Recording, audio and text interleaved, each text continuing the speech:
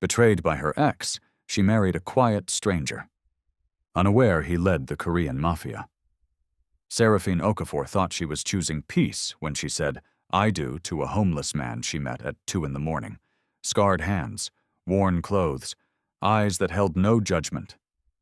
She thought marrying someone with nothing meant marrying someone who could never deceive her. She was wrong. Because when she brought him home, strange things started happening. Her impossible cases suddenly resolved themselves. Evidence appeared from nowhere. Men in black suits bowed when her husband walked by. And when assassins grabbed her in a parking garage, her quiet husband moved like death itself, revealing the white tiger tattoo of the Baeko clan across his back. Her homeless husband wasn't homeless at all. He was Yeonho Kang, head of the most powerful Korean mafia on the West Coast. And in his world, love is the most dangerous contract you can sign. This is their story. The rain hammered against the windows of Morrison and Hayes, LLP, as Seraphine Okafor stood alone in her new corner office. Partner. After 3 years of sacrifice, 70-hour weeks, and cases no one else would touch, she had finally done it. The nameplate on her desk still smelled like fresh brass. Seraphine Okafor, partner.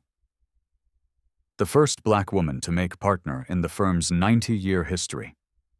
She should have been celebrating. Champagne, dinner at that Italian place Marcellus loved, maybe finally booking that trip to Santorini. Instead, she was alone at 9:47 p.m., waiting for her fiancé to answer his phone. It went to voicemail.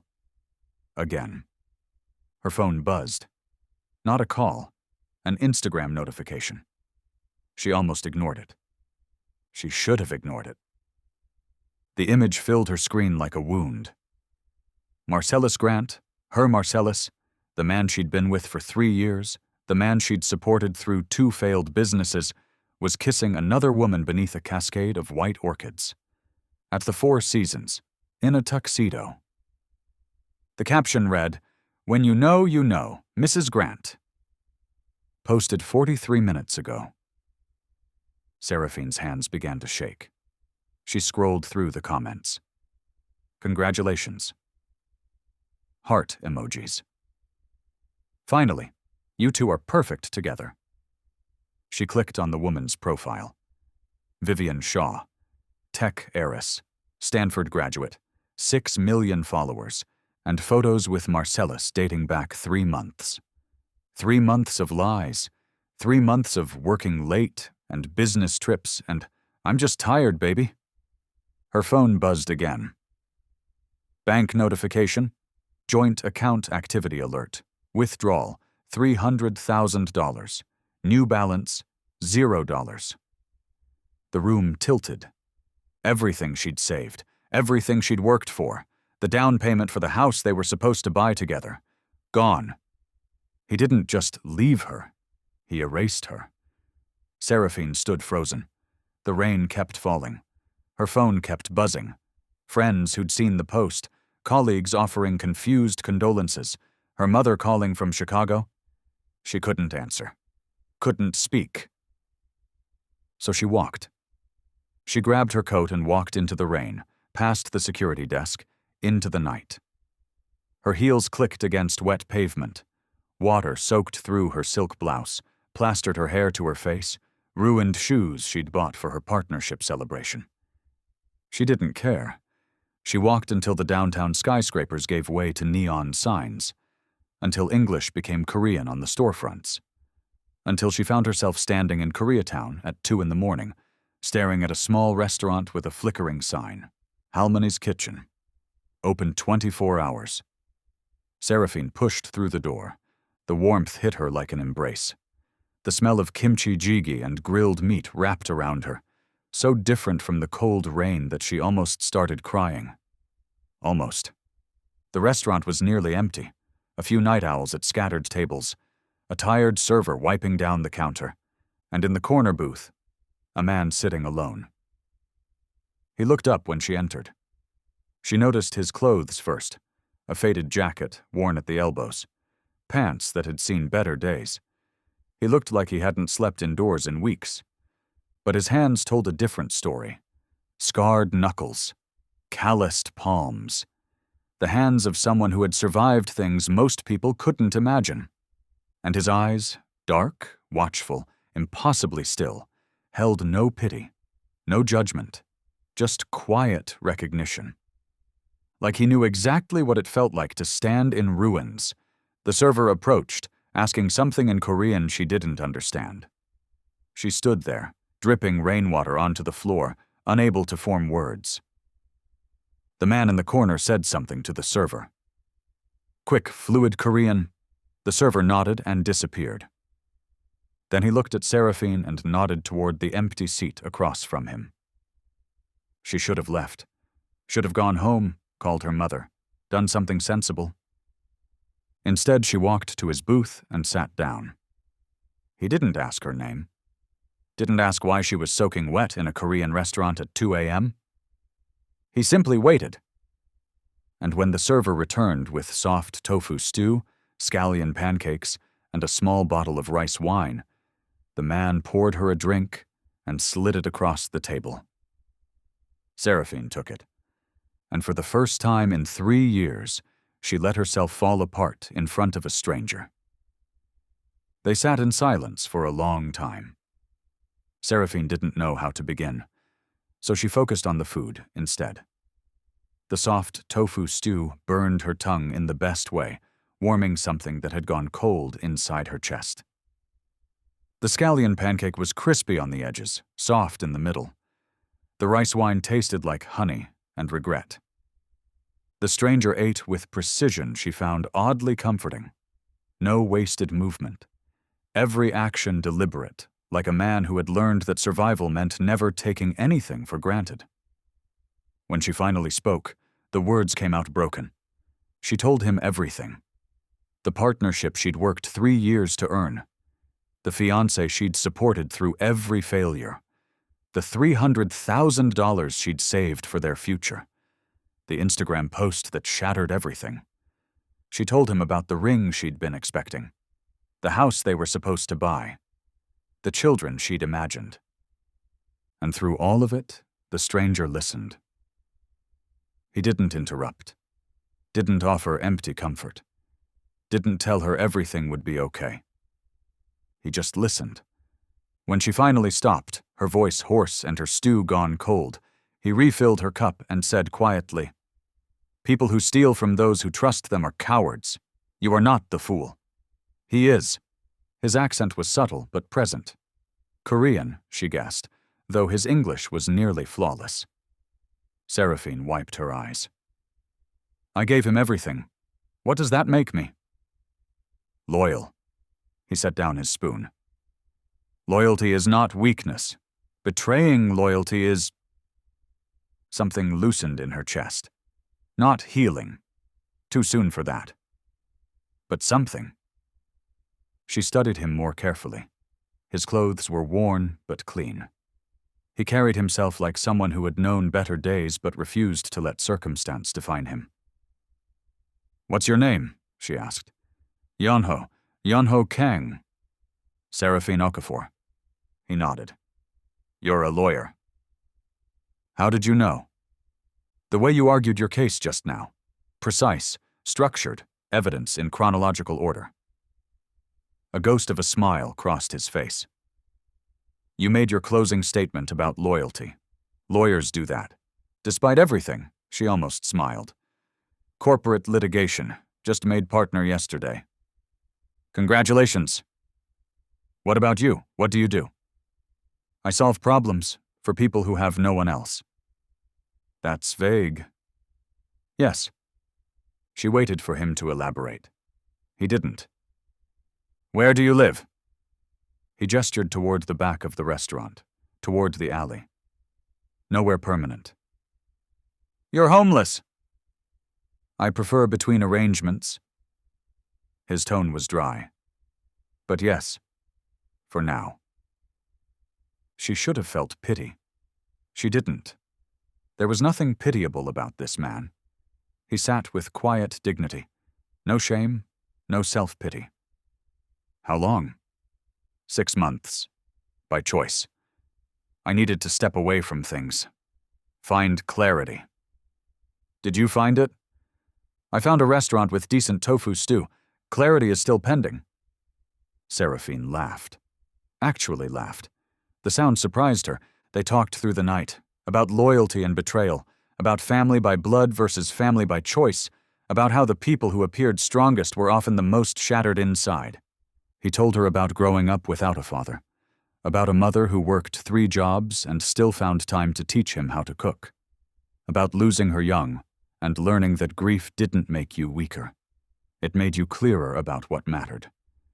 She told him about her grandmother in Lagos, the woman who shaped everything Seraphine believed about strength. A woman who knows the law can never be made small, her grandmother used to say. She sounds formidable, Yonho said. She was. She died when I was 16. I've been trying to make her proud ever since. I think you have. The words landed somewhere deep, somewhere she hadn't let anyone touch in years. By the time dawn crept through the windows, they had finished 2 bottles of rice wine and talked themselves into a strange kind of intimacy. Not romantic, just the raw honesty of 2 people who had nothing left to protect. They stepped outside as the sun broke through the clouds. The rain had stopped. Koreatown was waking up around them. Seraphine stood on the sidewalk, not wanting to leave, not wanting to face her empty apartment alone. She looked at Yonho, at his worn jacket and scarred hands and eyes that held no judgment. And she heard herself say something insane. Marry me. The words hung in the morning air. Yonho went very still. What? Marry me. I'm done with love, done with promises and romance and all the lies that come with them. She took a breath. I want partnership, something real, something honest. You need stability, a home. We could help each other. He studied her face for a long moment. You're serious. Completely. Something ancient moved behind his eyes. Something tired. Something almost like hope. There is a chapel 3 blocks from here, he said. Open 24 hours. If you still want this when we get there, I will marry you. Seraphine extended her hand. He took it, and together they walked toward the rising sun. The Chapel of Eternal Hope sat wedged between a laundromat and a pawn shop. The neon sign flickered pink and white, half the letters burnt out. A plastic banner advertised weddings for $99. Cash only. Seraphine stood on the sidewalk, waiting for doubt to arrive. It never came. Instead, she felt something she hadn't experienced in years. Certainty. Not manufactured confidence, but something deeper. Her grandmother's voice whispering across the years. Sometimes the bravest thing a woman can do is trust herself. Yonho stood beside her, hands in his pockets, watching her face. He hadn't tried to talk her out of it, simply walked beside her and let her make her own choice. Having second thoughts? He asked. No, are you? I have concerns, but not doubts. What's the difference? Concerns are practical. They can be addressed. He looked at the chapel. Doubts are fundamental. They cannot. She pushed open the door. The interior matched the exterior. Plastic flowers lined the aisle. A painted backdrop of clouds and golden gates hung behind a small altar. The carpet was red and worn thin. A man in a rumpled suit jerked awake in the front row, blinking. The officiant. Wedding? He asked, still half asleep. Yes, Seraphine said. He squinted at them. Her rain-damaged blouse, Yonho's worn jacket. Whatever conclusions he drew, he kept to himself. $99? Cash? You got rings? No, Yonho said. License? Seraphine's stomach dropped. She hadn't thought about a license. But Yonho reached into his jacket and produced a folded document. She stared at him. How do you have a marriage license? I know people. You keep saying that. Because it keeps being true. The officiant shuffled toward the altar. Sign here. We can get started. They walked together past the empty chairs and plastic flowers. The officiant positioned himself before them, pulling a laminated card from his pocket. Dearly beloved, we are gathered here to witness the union of Seraphine Okafor and Yeonho Kang in matrimony. He read with all the enthusiasm of a man announcing train delays. Do you have vows? Or you want the standard ones? Seraphine looked at Yeonho. I have something. The words came without preparation. I don't know you, and you don't know me. We have no history, no shared memories. All we have is this moment. She steadied her voice. I'm not promising love, but I can promise honesty, respect, partnership. I can promise to never take from you without giving in return, to never pretend to be something I'm not. She paused. I've spent 3 years with a man who promised everything and gave nothing. I would rather have nothing promised and everything given. That's what I'm offering. The chapel fell silent. Yeonho held her gaze. I have made many promises in my life. Most I have kept, some I have broken. I do not make promises lightly anymore. He took her hands. So I will make you only 3. Seraphine felt her breath catch. I will never take from you. Whatever I have, whatever I am, I will give, not take. His grip tightened. I will never deceive you. If I cannot tell you something, I will say so. But I will not lie. And the third? His eyes darkened. I will protect what is yours. Your home, your work, your dignity, your life. Whatever threatens you will have to go through me first. The officiant cleared his throat. That's real nice. So, do you, Seraphine Okafor, take this man to be your lawfully wedded husband? I do.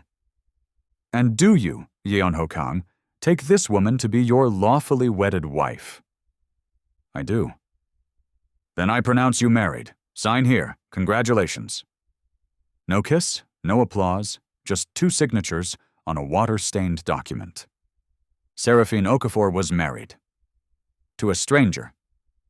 The ride to her apartment was quiet. Not uncomfortable. Just 2 people processing what they'd done. Her building rose before them. Nice neighborhood. Doorman. Rooftop garden she'd never used. The doorman's eyes widened at Yeonho's appearance, but professional discretion won out. They rode the elevator in silence. 15 floors. Her apartment looked exactly as she'd left it. Expensive furniture. Minimalist art. Completely devoid of warmth. Yeonho stood in the doorway, taking it in. Something in his posture shifted, like he was cataloging exits and sight lines. Guest room is down the hall, Seraphine said. Second door on the left. He nodded but didn't move. You should sleep. You haven't rested since yesterday. Neither have you. I'm used to it. She wanted to argue, establish ground rules, make a plan. But exhaustion crashed over her. Okay, tomorrow? Yeonho walked toward the guest room. At the door, he paused. Thank you, he said, for seeing possibility where others would see only risk. He stepped inside and closed the door. Seraphine stood alone in her living room, a stranger behind a closed door, a husband she didn't know, a future she couldn't predict. She collapsed onto her bed without changing. And somewhere in the depths of exhausted dreams, she felt something she hadn't felt in months. Safe. Seraphine woke to the smell of food, not takeout, not protein bars, real food, the kind that required time and intention. She lay still, disoriented. Sunlight streamed through her windows. Her phone showed 2:47 p.m. She'd slept for nearly 8 hours. The events of the previous night crashed back. Marcellus, the Instagram post, the restaurant, the chapel, the husband sleeping in her guest room. She pulled on a robe and followed the smell to the kitchen. Yeonho stood at the stove, moving with quiet efficiency. Steam rose from a pot of soup. Small dishes lined the counter, pickled radish, seasoned spinach, fried egg over rice. He'd showered. His hair was damp, pushed back from his face. Without the jacket, she could see lean muscle, precise movements. He looked up. "You're awake." "You cooked." "You had ingredients. They were going to waste." He ladled soup into a bowl. "Sit, eat." The soup was perfect. Rich and warming, the banchan were equally impressive, each dish distinct. "Where did you learn to cook like this?"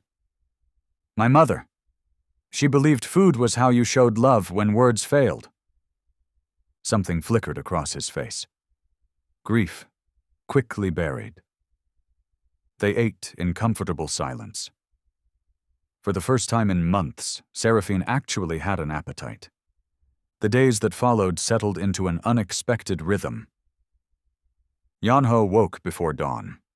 By the time Seraphine emerged for work, breakfast was ready.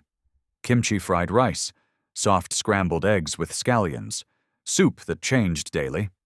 He fixed things she'd ignored for months. The cabinet hinge that never closed, the bathroom faucet that dripped, the sticky lock on her balcony door. He worked quietly, without announcement or expectation of praise. He started a small herb garden on the balcony. Perilla, green onions, sesame leaves, plants that had no business thriving in downtown Los Angeles. In the evenings, he taught her Korean while he cooked. Gamsahamnida. Thank you. Johun Akim. Good morning. She taught him legal terminology in return. Deposition, litigation, fiduciary duty. He never crossed boundaries, never entered her bedroom, never asked for more than she offered. He existed beside her with a presence that felt less like intrusion and more like shelter. But strange things began happening. Expensive ingredients appeared in her refrigerator, Wagyu beef, produce too pristine for any market she knew. Her car, parked on the street with a dent from a hit and run, appeared one morning in the building's garage. Washed, waxed, dent repaired. She hadn't given Yanho her keys. The homeless man who'd harassed her every morning at the corner vanished. She asked the doorman about it. He shrugged, said the guy just stopped showing up. "I know people," Yanho said when she mentioned it. At work, her colleagues noticed the change. The dark circles under her eyes faded. Her arguments grew sharper. She stopped checking her phone obsessively. Richard Morrison, the senior partner, stopped by her office. "Marriage suits you, Okafor. Whatever you're doing, keep doing it." That night, Seraphine came home to find Yeonho on the balcony, watering his herbs in the fading light. She stood in the doorway and watched him. This stranger who had become something else. This husband who asked for nothing and gave everything. She didn't understand him, didn't know what he was hiding or why. But for the first time in years, she felt like she could breathe. And she wasn't ready to question that.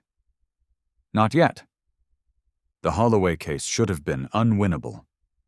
Seraphine's client, Dorothy Holloway, had been fired from Cedar Grove Medical Center after 31 years.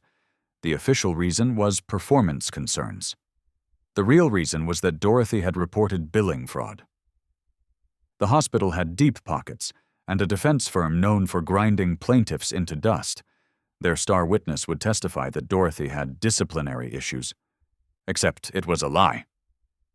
And Seraphine had no way to prove it. The personnel files that would exonerate Dorothy had vanished. It claimed a server migration corrupted the data. Backup tapes were mysteriously blank. Then, 3 days before the deposition, an envelope appeared on her desk. No return address, no postmark, just her name typed on the front. Inside were copies of Dorothy's complete personnel file. 31 years of exemplary reviews, commendations, awards, 0 disciplinary actions until the month after she reported the fraud. Seraphine stared at the documents. They were authentic. Someone had retrieved records that supposedly no longer existed. She didn't ask how. She used them. At the deposition, Dr. Chen's composure cracked within 20 minutes. By the end of the week, Cedar Grove offered a settlement: full back pay, pension restoration, public apology. Dorothy cried in Seraphine's office. "I don't know how you did it." Neither did Seraphine. Similar patterns emerged across her cases. A hostile witness suddenly remembered details that helped her client. Security footage that was supposedly erased materialized in her email.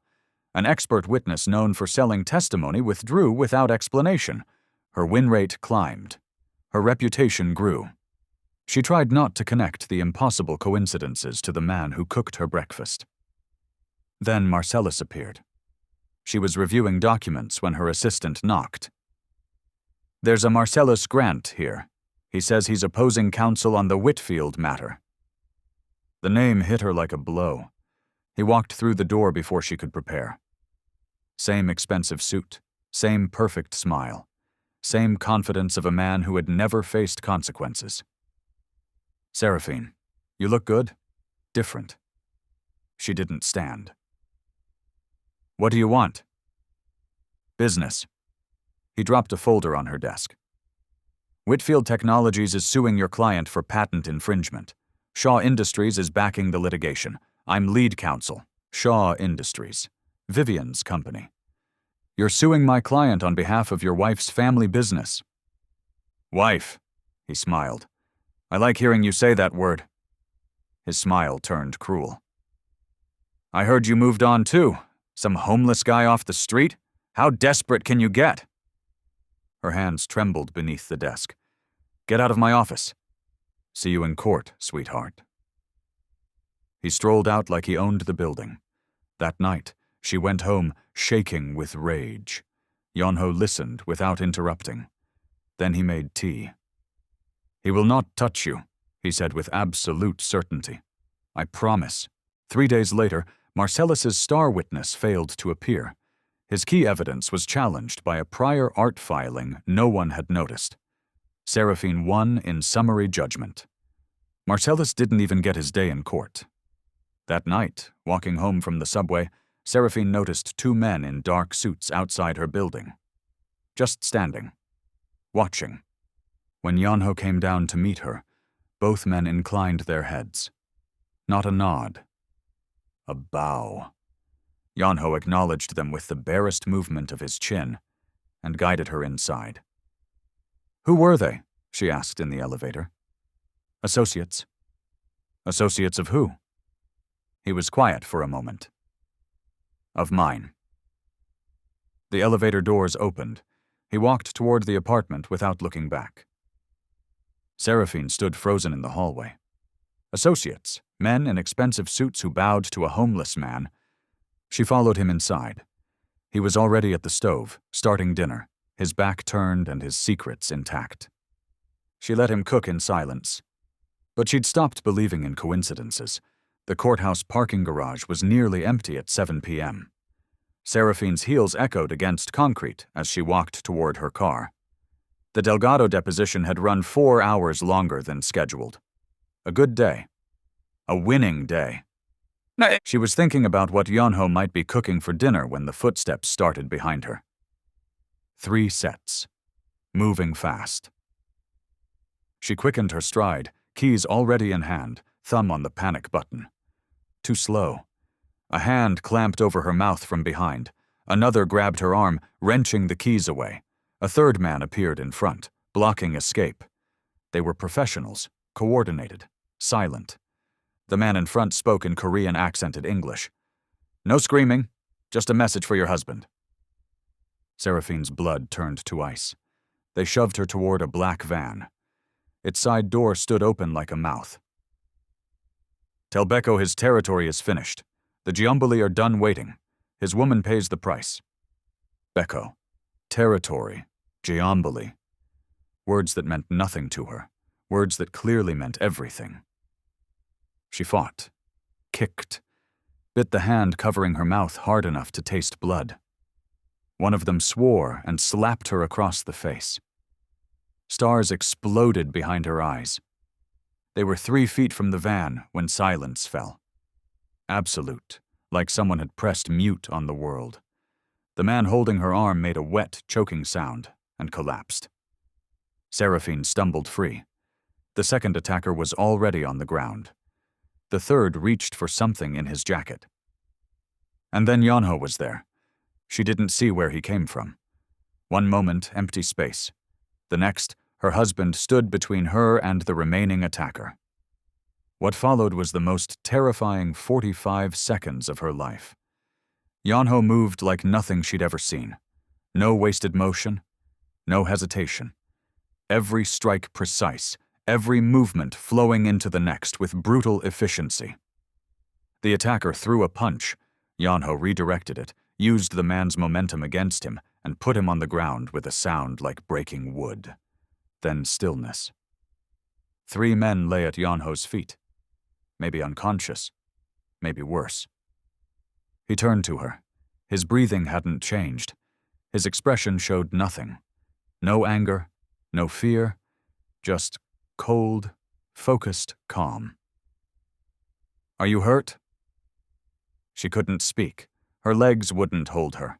He crossed to her in 2 strides, hands checking her arms and shoulders. Clinical. Careful. His knuckles were split and bleeding. He didn't seem to notice. "Seraphine, are you hurt?" "No." The word came out broken. Who were? "We need to leave, now!" He guided her toward a black car she'd never seen. Expensive, parked in the shadows. "Yonho." She pulled back. "What just happened? Who were those men?" He was silent. Then he reached up and removed his jacket. His shirt was damp, clinging to his back. He turned away and pulled it over his head. Seraphine stopped breathing. The tattoo covered his entire back. A white tiger mid-roar, claws extended, surrounded by Korean characters. Intricate, beautiful in a terrible way. She knew what this was. Yakuza, Triad, Bratva, or in this case, "Beko," she whispered. "The white tiger." Yonho pulled his shirt back on and faced her. No shame, no apology, just truth. Finally unmasked. "The Beko clan, the most powerful Korean organization on the West Coast." He paused. "I don't just belong to it, Seraphine. I lead it." The parking garage spun around her. Her husband, the homeless man from the chapel, the gentle cook who fixed her faucets, a crime boss. "Get in the car," he said quietly.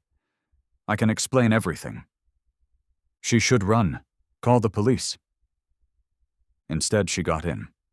Because whatever else he was, when she was in danger, he came. The safe house was nothing like she expected.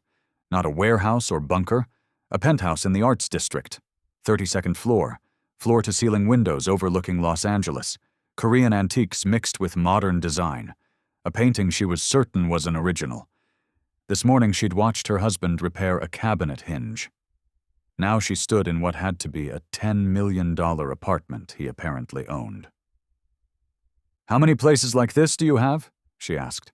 7 in Los Angeles. More elsewhere." She laughed. The sound came out jagged. "Of course you do." Yonho poured 2 glasses of something amber and handed her one. She drank half in one swallow. "Ask," he said. "Whatever you want to know." "Who are you?" "My name is Yonho Kang." That part was true. He set down his glass.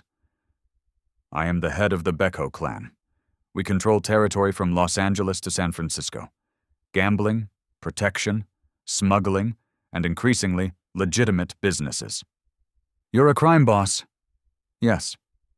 The simplicity stunned her. No justification, just acknowledgement. "The restaurant, when I met you, you weren't really homeless." "No, I was hiding, from my own people, from myself." He leaned forward. 6 months ago, someone I trusted tried to have me killed.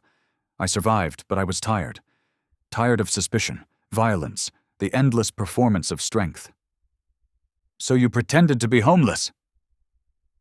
I stepped away, lived simply, wanted to remember what it felt like to be seen as human. His eyes met hers. Then you walked into that restaurant. Angry, broken, beautiful. You told me your truth without hesitation. You didn't perform. So you married me.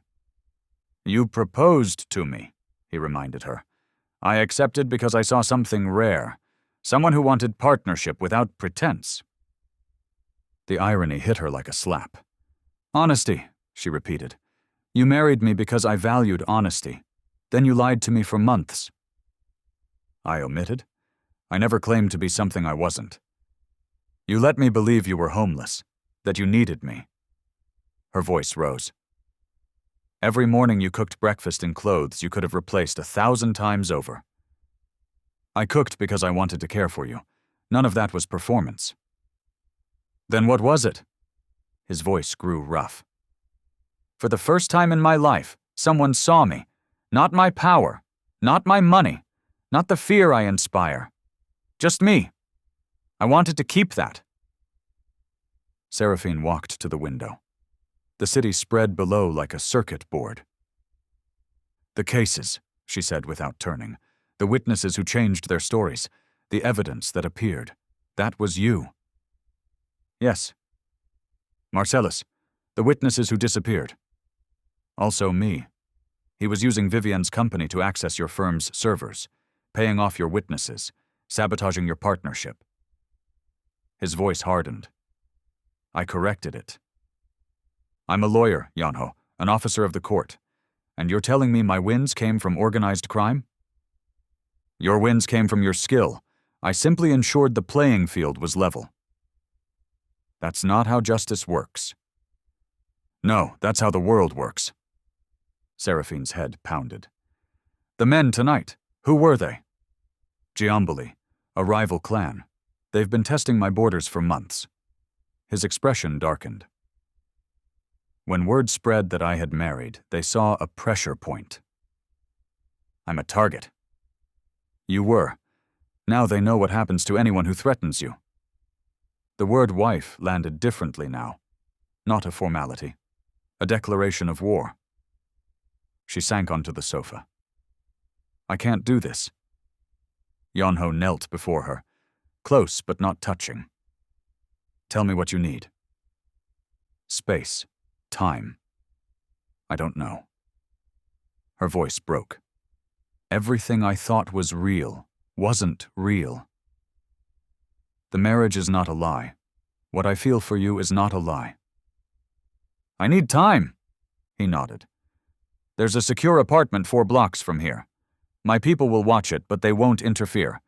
Stay as long as you need. He retrieved a key and handed it to her. And if I want out? Something fractured behind his eyes. Then I arrange an annulment. Disappear from your life completely. I told you I would never take from you. I meant it. Seraphine took the key and walked to the door. She didn't look back.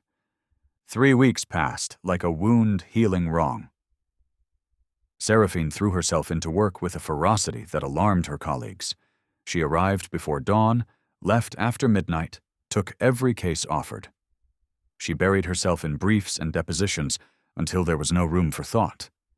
The secure apartment became her prison and sanctuary. She didn't return to her own place. Couldn't face the herbs dying on the balcony.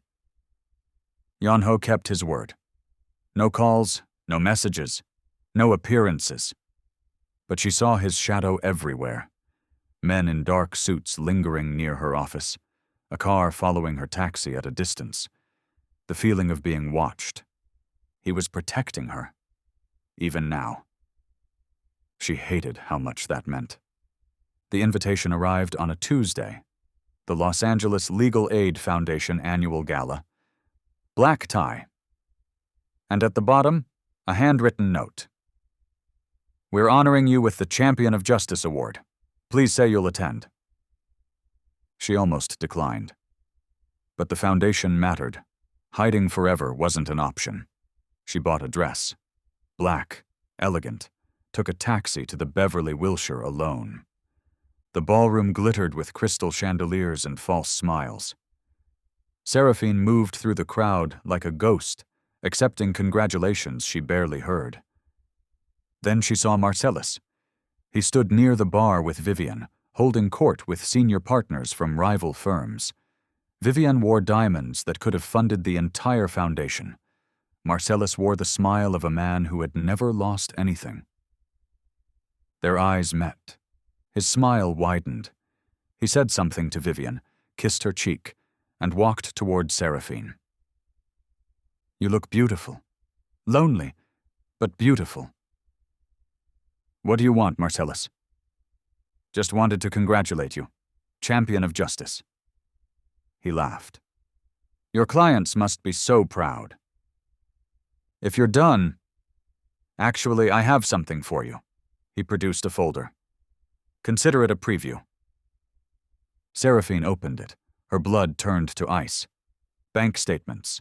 Her bank statements. Except the numbers were wrong. Deposits she'd never made. Transfers to accounts she'd never heard of.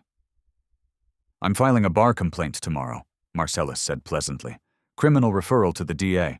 By next week, you'll be disbarred. By next month, indicted." "These are fake." "Prove it!" A commotion near the entrance, heads turning, whispers spreading. The massive screen behind the stage flickered to life. Security footage from the parking garage. The attack. Yanho appearing, moving through 3 men like death itself. "I also have evidence you're married to a known criminal," Marcellus said. "The bar frowns on that." The room erupted in murmurs. People staring, pointing. Her husband's violence displayed for hundreds.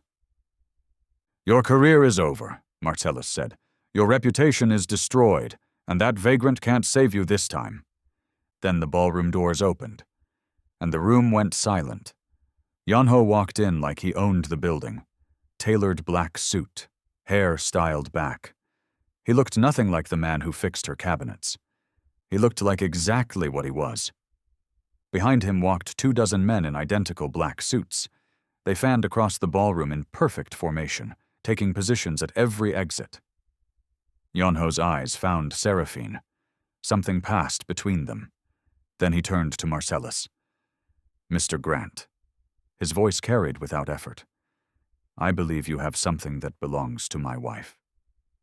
Marcellus's face went white. "You can't be here. Security."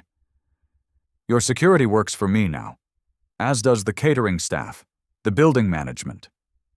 Yanho walked toward him. The crowd parted. "Did you think you could threaten my wife without consequence?" He placed a tablet on the nearest table and pressed play. Marcellus's voice filled the ballroom. "The bank statements are easy.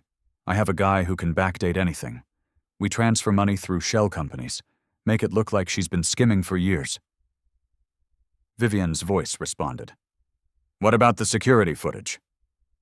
"Already handled. We edit it, remove context. Her career is done either way." The recording continued. Minutes of conspiracy, fabricating evidence, bribing officials. The room was deathly quiet. "You conspired to commit fraud," Yanho said. "Fabricated evidence, bribed public officials, attempted to destroy an officer of the court." He leaned closer. "And you threatened what is mine." The ballroom doors opened again. 2 FBI agents walked in. "Marcellus Grant, Vivian Shaw Grant. You're under arrest for conspiracy to commit fraud, evidence tampering, and bribery." Chaos. Vivian screaming. Marcellus demanding his lawyer. Handcuffs clicking shut. Through it all, Seraphine stood frozen. Yanho walked toward her. The crowd parted automatically. "The evidence of your innocence has been delivered to the Bar Association and every major news outlet," he said quietly. "By morning, the only story will be Marcellus Grant's fall." "You burned your anonymity. Everyone knows who you are now." "Yes." "Why?" "Because you are more important than my secrets." He reached into his jacket and produced 2 documents. "The deed to your apartment, in your name alone, and everything needed for annulment. She stared at the papers. Freedom. A clean break. Walk away and you never see me again, he said. Or stay, knowing everything, choosing me because you want to. His voice cracked. The choice was always yours. Seraphine looked at the documents, at the man before her, at the wreckage of her old life. She tore the annulment papers in half. I have conditions. Hope flickered across his face. Name them.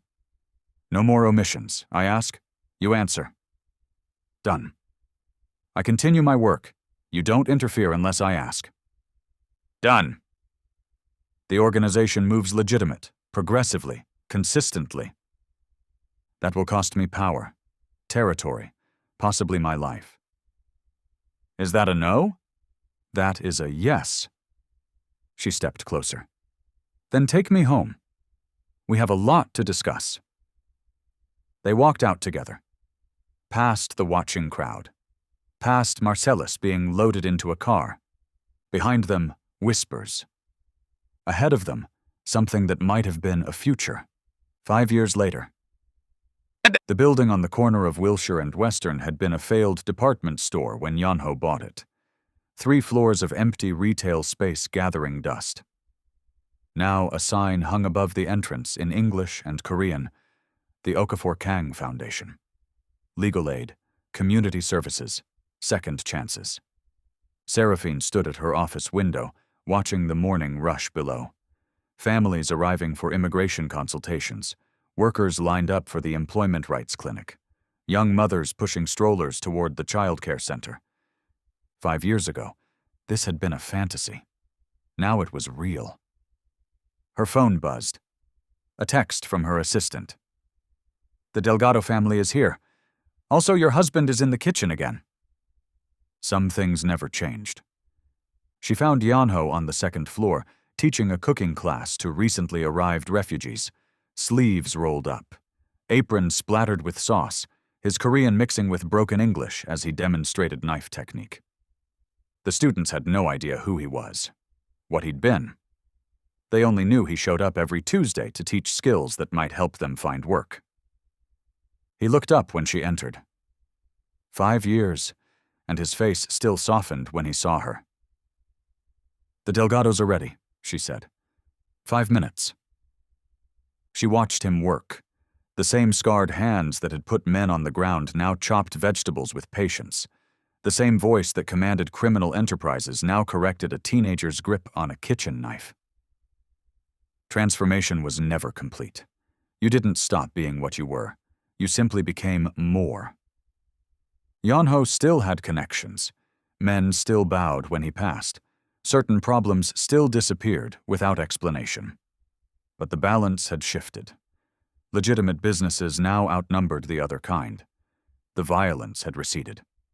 The empire was becoming something their children might inherit without shame. Children. Seraphine's hand moved to her stomach.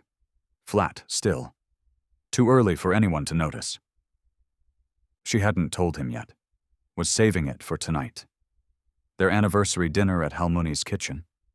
The Delgado hearing was at 2 o'clock. They won at 2:47. Judge Martinez granted permanent residency to all 5 family members. Rosa collapsed into her husband's arms. The children cheered. Carlos, now 10, ran to Seraphine and hugged her. This was why she did it. A family staying together. A future preserved. That evening, Halmuni's kitchen looked exactly the same.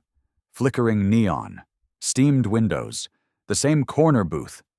Halmoni shuffled over with tea and a knowing smile. Anniversary, I remember. The girl in the rain. That was me. Looked terrible then. Look better now. She patted Seraphine's hand. He's feeding you, right? Yonho reached across the table and took her hand. Scarred knuckles. Always would be, but the tension that once lived in his shoulders had eased. 5 years, he said. Any regrets? 1. Every day I spent hiding the truth. You deserved honesty from the beginning. Would I have stayed if you'd told me that first night? No. Then I don't regret the outcome. She smiled. Only the method. Very lawyer-like. I had a good teacher. She reached into her bag and handed him an envelope. He opened it with careful precision. Inside was a photograph. Black and white. Grainy. He stared at it. Then his eyes widened. Is this 12 weeks? The photograph trembled in his hands. Yeon-ho, who had faced down rival clans and FBI investigations without flinching, was shaking.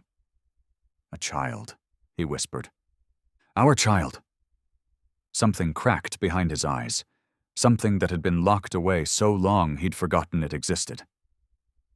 I will protect them, he said. Both of you, with everything I am. I know. I love you, Seraphine. I know that too. They stayed until the restaurant closed, planning nurseries and names and futures. When they stepped outside, Koreatown glittered around them. Neon signs, the smell of a dozen cuisines, music drifting from karaoke clubs. Home. Yeon-ho took her hand as they walked toward the car. No lies? She asked. No lies. He squeezed her fingers. Just us. And in the back of a black car, heading home through streets that held both shadows and light, two people who had chosen each other against all odds continued building something neither had dared to imagine. A partnership, a family, a life. Not despite who they were, but because of it. And that is the story of a woman who lost everything and found something she never knew she needed. Seraphine walked into that restaurant, broken, betrayed, convinced love was just another word for loss. She walked out with a stranger who became her partner, her protector, her home. Sometimes the people who save us don't look like saviors. Sometimes they're sitting in corner booths at 2 a.m, wearing worn jackets and carrying secrets too heavy to name. Sometimes the love that heals us is the love we never saw coming. If this story moved you, hit that like button and let me know in the comments. Have you ever met someone who changed everything? Someone who saw you when you felt invisible? Drop your story below. I read every single one. And if you haven't already, subscribe and tap that notification bell. Trust me. Until next time.